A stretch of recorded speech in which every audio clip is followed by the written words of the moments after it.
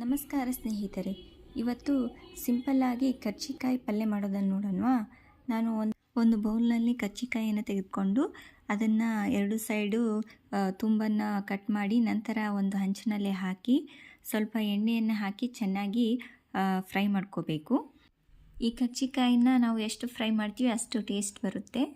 ನಂತರ ಈ ಕರ್ಜಿಕಾಯಿ ಎಲ್ಲ ಫ್ರೈ ಆದಮೇಲೆ ಒಂದು ಬಾಣಲಿಗೆ ಸ್ವಲ್ಪ ಎಣ್ಣೆಯನ್ನು ಹಾಕಬೇಕು. ಅದಕ್ಕೆ ಸಾಸಿವೆ, ಜೀರಿಗೆ, ಕರಿಬೇವು ಮತ್ತು ಸ್ವಲ್ಪ ಬೆಳ್ಳುಳ್ಳಿ, ನಂತರ ಸಣ್ಣದಾಗಿ ಕಟ್ ಮಾಡಿ ಇಟ್ಕೊಂಡಿರುವಂತಹ ಈರುಳ್ಳಿಯನ್ನು ಹಾಕಿ ಚೆನ್ನಾಗಿ ಮಿಕ್ಸ್ ಮಾಡಬೇಕು.